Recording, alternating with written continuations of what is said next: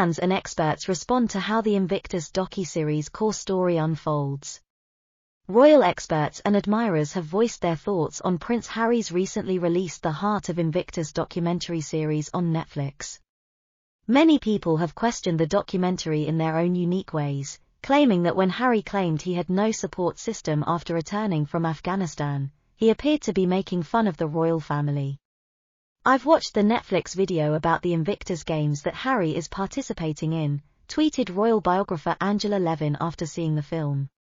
"Hearing and seeing how these courageous individuals battled for Queen and country is really emotional. Many have struggled with their mental health.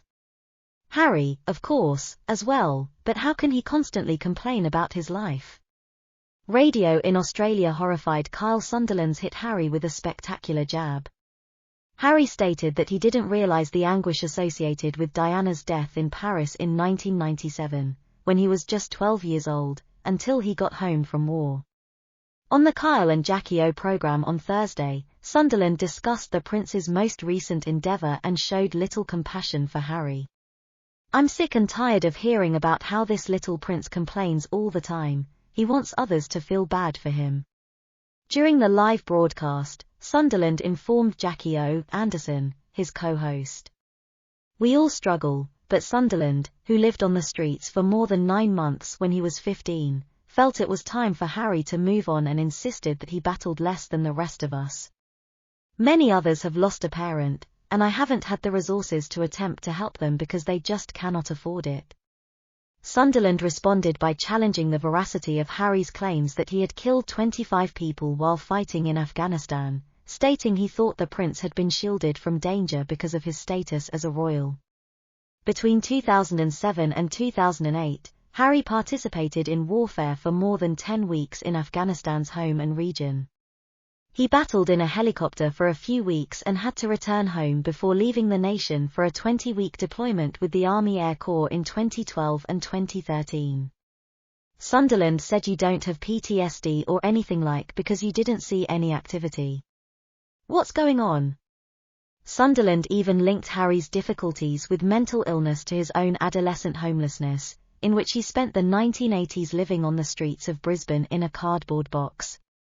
"I wasn't much older than him, and I didn't live in a castle. I was a street person who was homeless. I didn't have any assistance either, but I just picked myself up and kept going. Look at me now, I'm problem-free." He spoke it in a light-hearted manner. Sunderland continued by saying it was time for the sexes to stop making podcasts and Netflix videos about their domestic strife and acquire actual jobs. Many combatants and former military leaders denounced Harry's inflammatory assertions that the media did little to support our hero.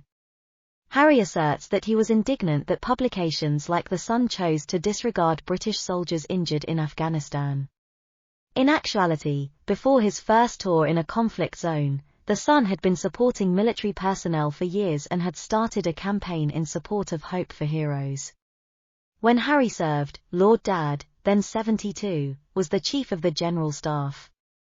He negotiated the new blackout agreement that made it possible for Harry's tour to begin a year sooner. He communicated with the creators of the Heroes organization, Bryn and Emma Parry, and secured essential Sun support. Being kind, Lord Donald remarked, "I'd like to believe that Prince Harry's memories are not as clear as they might be." Given that Help for Heroes was founded on October 1, 2007, he could remember the early assistance that he and William provided. There is little question that Prince Harry's return from his tour to Afghanistan with injured troops focused attention on the sacrifices made by many families. However, his remarks and that emphasis were well received by many, and there had already been a change in the general public's attitude towards our service members.